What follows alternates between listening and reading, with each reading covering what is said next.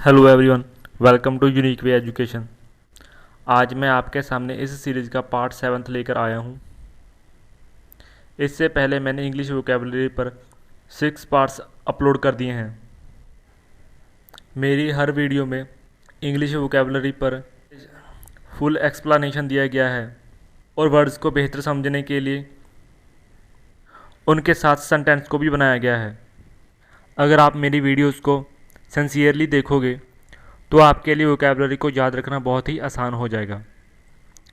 तो अब हम बिना किसी देरी के इस वीडियो को शुरू करते हैं। आज का हमारा पहला वर्ड है म्यूटेशन। यह एक नाउन है। इसका मीनिंग है the way in which genes change and produce permanent differences.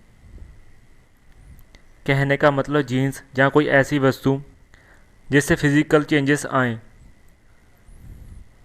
जैसे कि बच्चा थ्रू आउट द लाइफ बहुत चेंजेस से गुजरता है, जैसे कि बचपन, उसकी जवानी और उसके बाद उसका बुढ़ापा। उसकी बॉडी में ऐसी परमानेंट चेंजेस आती हैं जिसके कारण उसकी बॉडी पूरी तरह से चेंज हो जाती है। इस अवस्था को हम म्यूटेशन की अवस्था कहेंगे। इस वर्ड को हम एग्जाम्पल के साथ समझते हैं। It is well known that radiation can cause mutation. कहने का मतलब ये हमें बहुत अच्छी तरह से पता है कि रेडिएशन के कारण हमारे शरीर में बहुत सी चेंजेस आती हैं जो कि बहुत डेंजरस होती हैं, जिसके कारण हमारी बॉडी में बहुत सी चेंजेस आती हैं और ये चेंजेस परमानेंट रहेंगी। ऐसी बातों के लिए हम म्यूटेशन वर्ड को यूज़ करेंगे। आ गया वाटरशेड। यह एक नाउन है। इसका मीनिंग है एन इवेंट और period that is important because it represents a big change in how people do और थिंक अबाउट समथिंग। कहने का मतलब कोई ऐसा पीरियड या इवेंट जिसके कारण बहुत बड़ी चेंजेस आए, जिसके कारण लोगों की सोच बदल जाए। और इसका एक मतलब ये भी है an area of high ground from which water flows down to a river. कहने का मतलब कोई ऐसी जगह या स्थान जहाँ से पानी ऊपर से नीचे की तरफ किसी नदी में जा रहा हो, जैसे कि कोई झरना। इस वर्ड को हम एग्जाम्पल के साथ समझते हैं। The discovery of penicillin was a watershed in the history of medicine. कहने का मतलब दवाइयों के इतिहास में पेंसिलिन की खोज एक वाटरशेड थी। हमारा नेक्स्ट वर्ड है ट्रज। ये एक वर्ब है। इसका मीनिंग है to walk slowly with the lot of effort specially over a difficult surface और while carrying something heavy.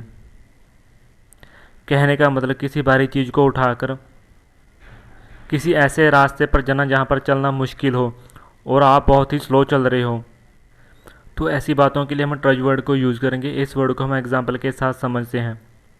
I touched up the stairs. कहने का मतलब मैं सीढ़ियों पर बहुत धीरे से चढ़ा। मीन्स मैं कोई भारी चीज़ उठाकर सीढ़ियों पर चढ़ा। हमारा नेक्स्ट वर्ड है पास्ट। ये एक एडजेक्टिव है। इसका मीनिंग है स्पेशली ऑफ अर्थ और crops dried out because of too much heat and not enough rain. इसका मीनिंग है सूखा पड़ जाना, जैसे कि कोई डेजर्ट जहाँ ऐसी जगह जहाँ पर बहुत ज़्यादा गर्मी पड़ती हो और बहुत कम बारिश आती हो, ऐसी जगहों पर सूखा पड़ने की संभावना ज़्यादा होती है। बातों के लिए हम पास्ट वर्ड को यूज़ करेंगे। इस वर्ड को हम एग्जाम्पल के साथ समझते हैं। It was the height of summer and the land was past and brown. कहने का मतलब पूरी गर्मियों में जगह सूखी और ब्राउन पड़ गई थी। हमारा नेक्स्ट वर्ड है आर्जुअस। यह एक एडजेक्टिव है। इसका मीनिंग है difficult, needing a lot of effort and energy. कहने का मतलब कोई ऐसा डिफ़िकल्ट काम जिसको करने में बहुत ही ज़्यादा कोशिश और आपकी एनर्जी लगे। इस वर्ड को हम एग्जाम्पल के साथ समझते हैं। In those days a trip to west was an arduous journey. कहने का मतलब उन दिनों में वेस्ट में जर्नी करना बहुत ही मुश्किल काम था। हो सकता है उन दिनों में साधनों की कमी हो, पैदल यात्रा करनी पड़ रही हो।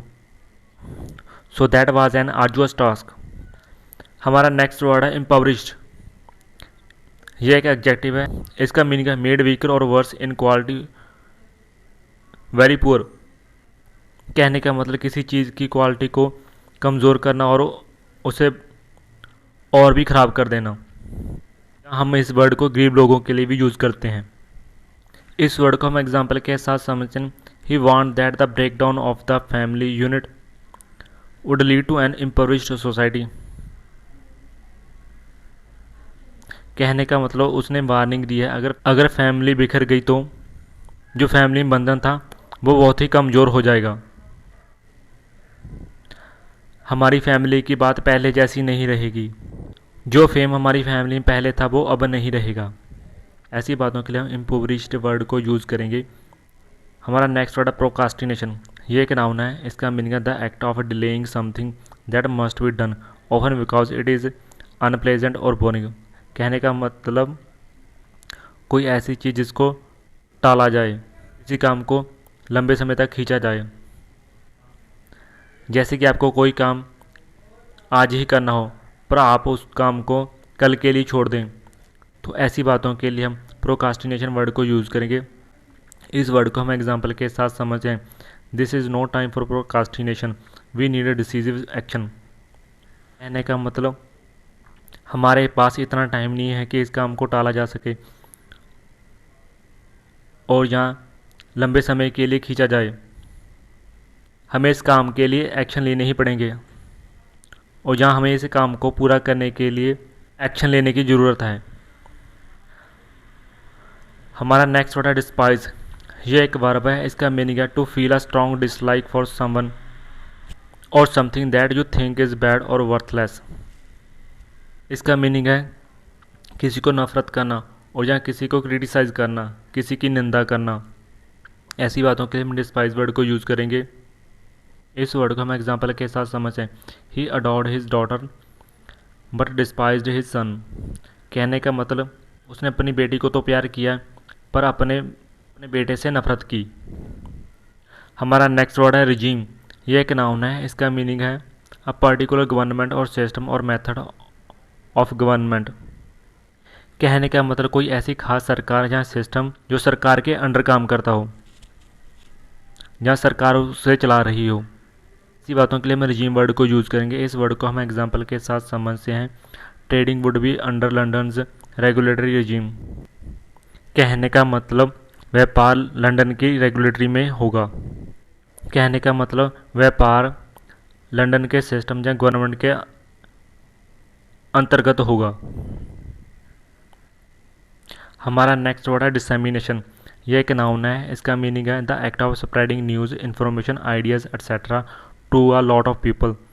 कहने का मीनिंग खबर, इन्फॉर्मेशन या किसी विचार को बहुत सारे लोगों तक पहुंचाना या इन्फॉर्मेशन आइडियाज़ को दूर दूर तक फैलाना। ऐसी बातों के लिए हम डिसेमिनेशन वर्ड को यूज़ करेंगे। इस वर्ड को हम एग्जाम्पल के साथ समझें। Anything that stands in the way of the dissemination of knowledge is a real problem. कहने का मतलब कुछ भी जो जानकारी को फैलाने में रुकावट बन रहा हो वो सच्ची में हमारे लिए एक प्रॉब्लम है। So that's it. ये थे हमारे आज के 10 वर्ड।